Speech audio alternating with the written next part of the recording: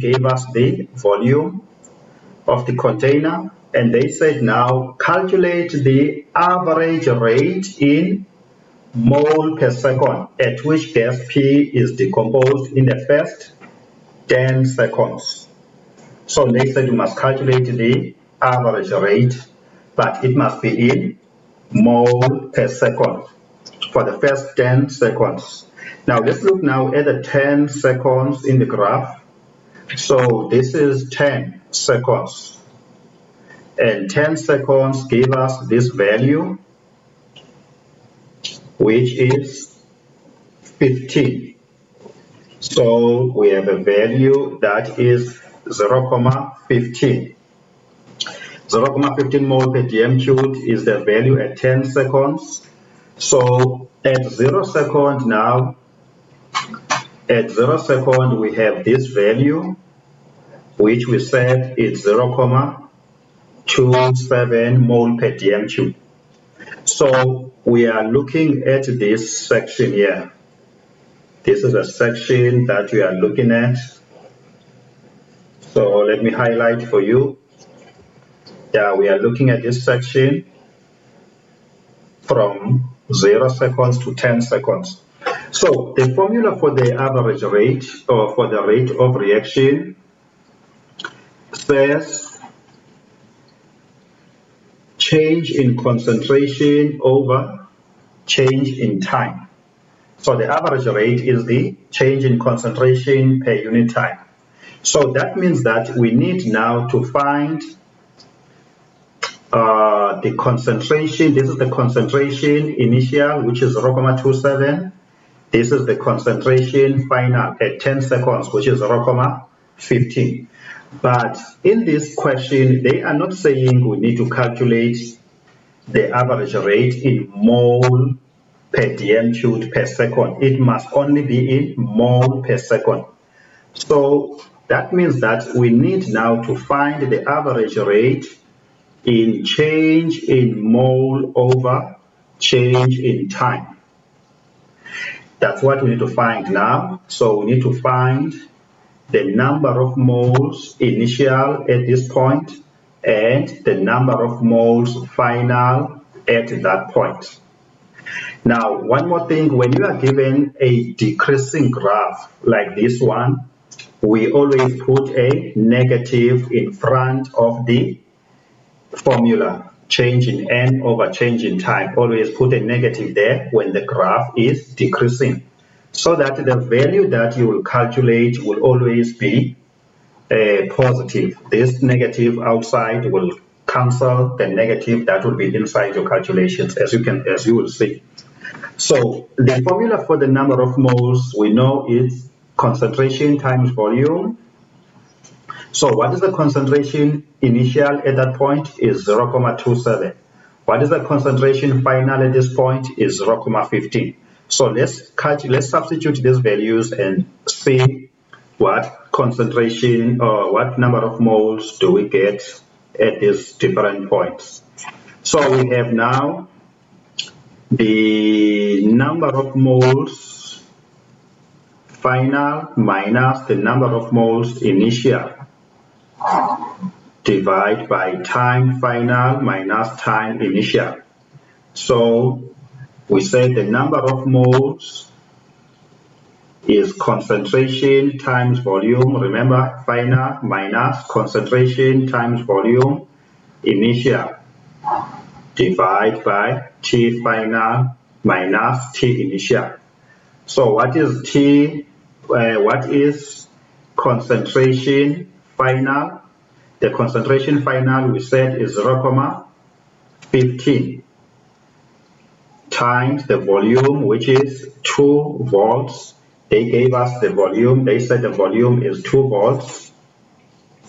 And then let's substitute now for the concentration initial is 0,27 multiplied by 2. And then we have our denominator, which is 10 minus 0. So let's find that value now. The first one, 0,15 times 2. 0,15 times 2 is easily as 0.30. It's like you multiply 15 by 2, that's 30, with a 0 in front. So you don't have to go to the calculator for that one. 0.27 times 3, then you can press this one.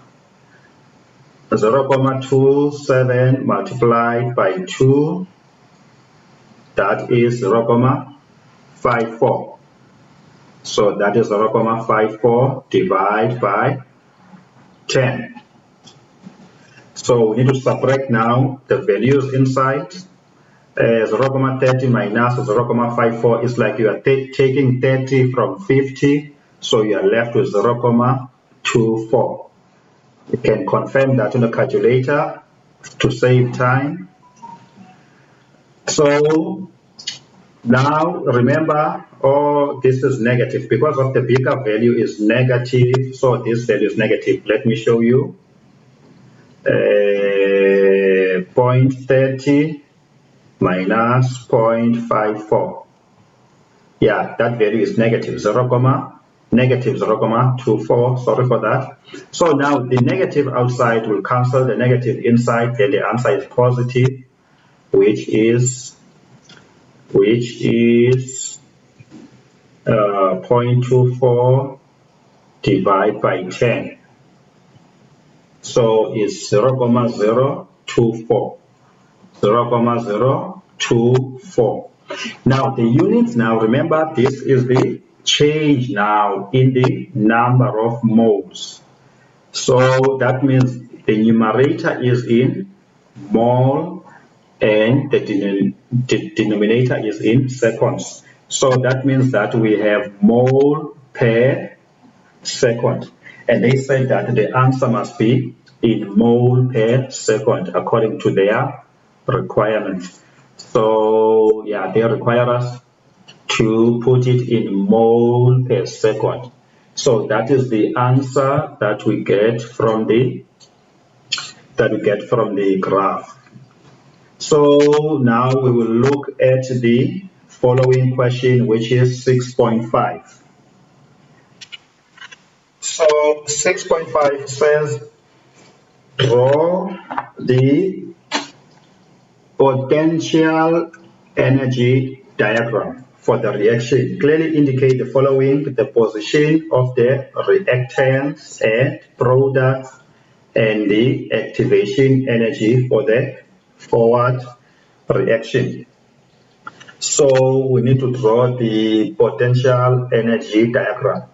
Now there are two types of the potential energy diagram. There is one for endothermic and the other one is for exothermic. Now here heat is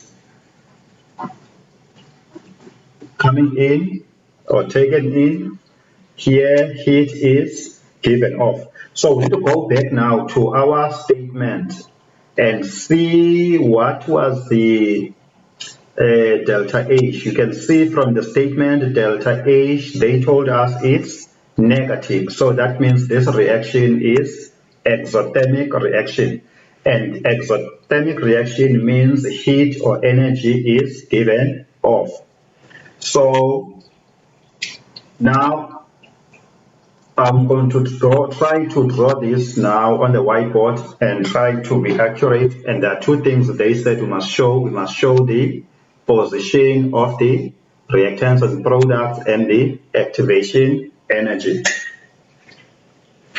So this is the graph. The y-axis is potential energy. The x-axis is your course of reaction. So if you like, you can write the title there, potential energy diagram.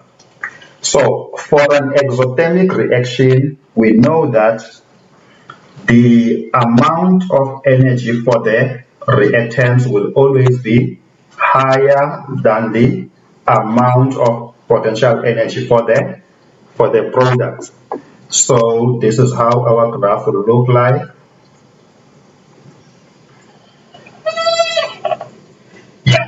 So this is our reactant, which was gas P, and these are our products. They said is 2U plus R. They are both gases. So let's just indicate this is the reactants, this is the product.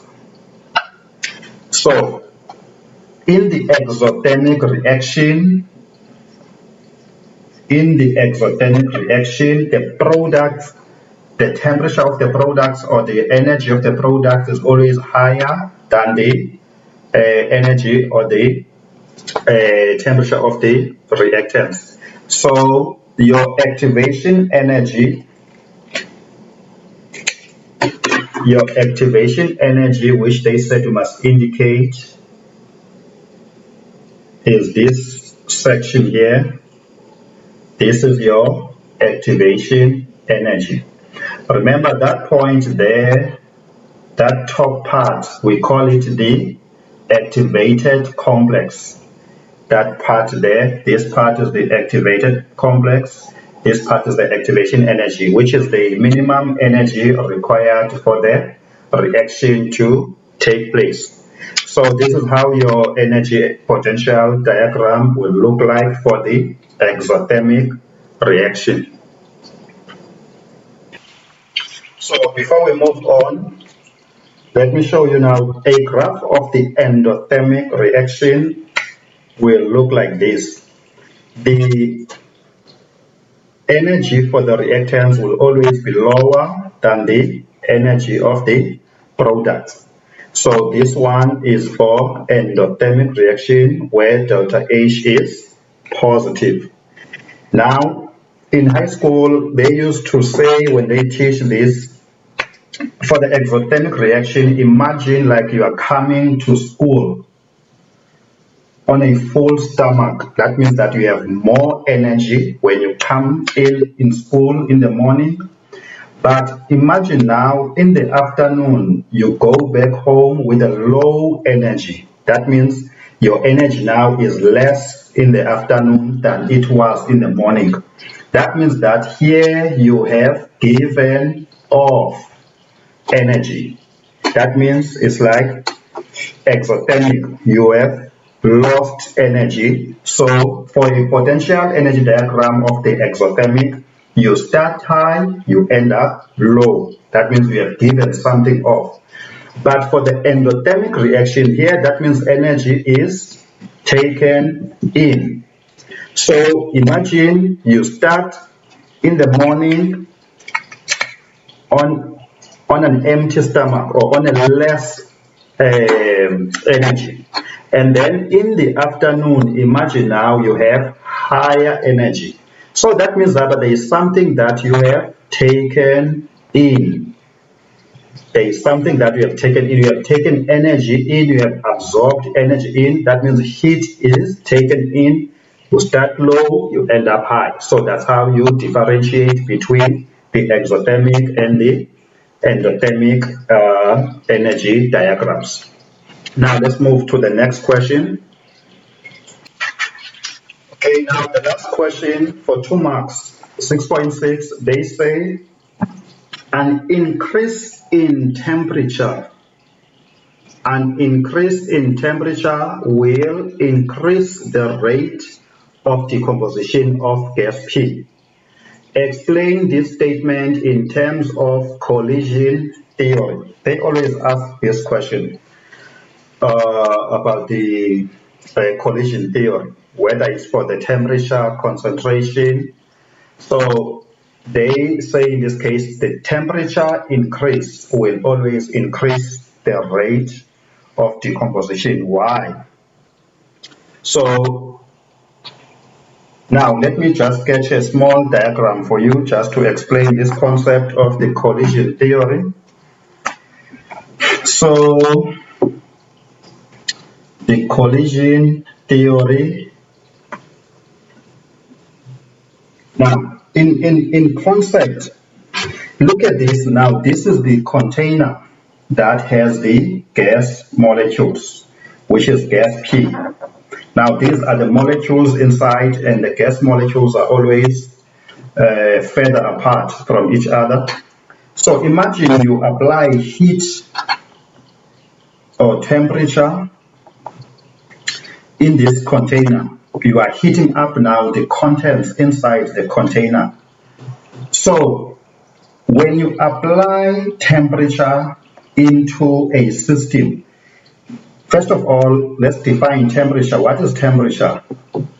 In science, they say temperature is the measure of the average, or is the average measure of, is the average measure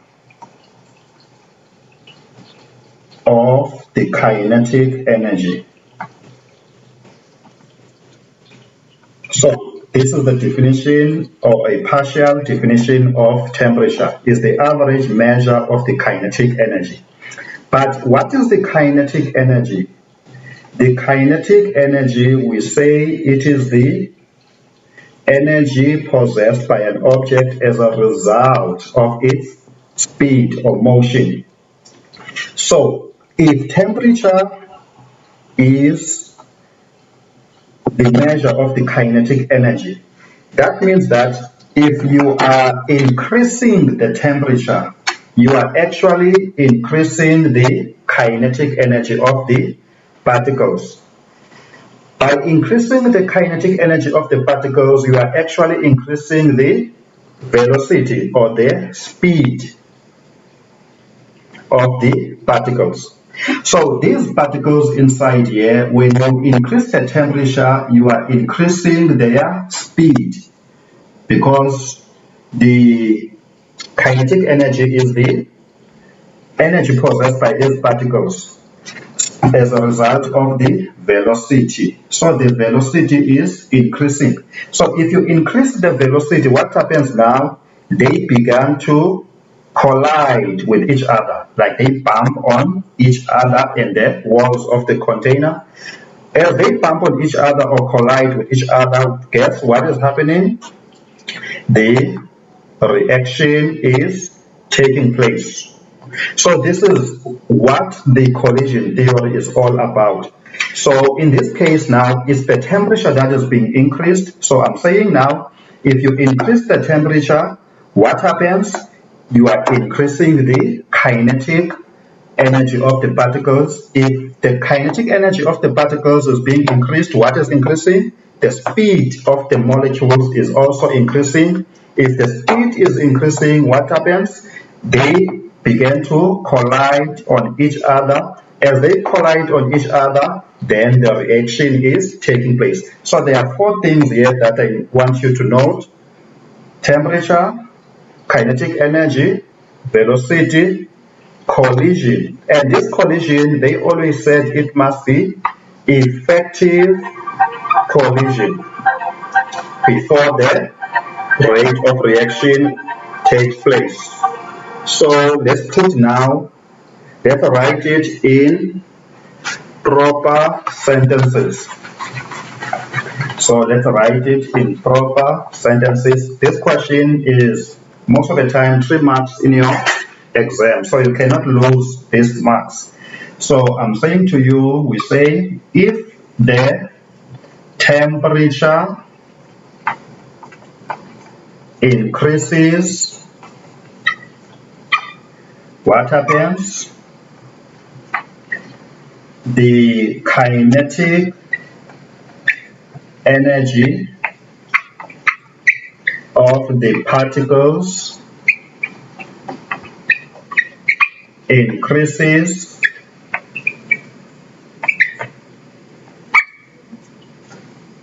then particles will move at a higher speed. There will be an effective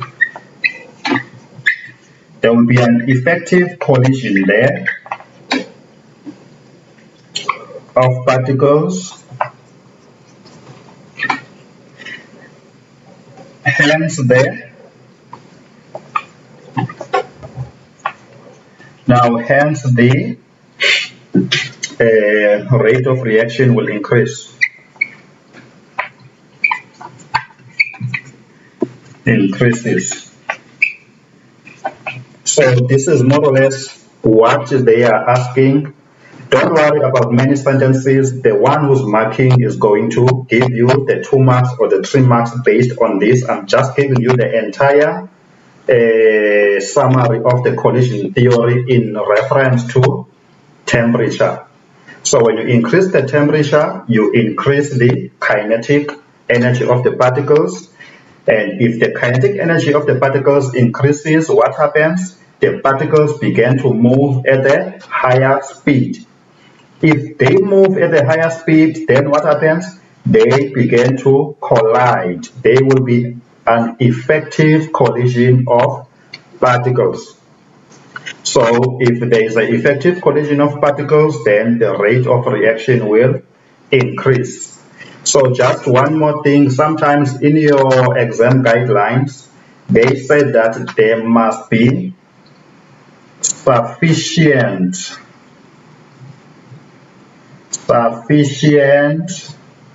kinetic energy.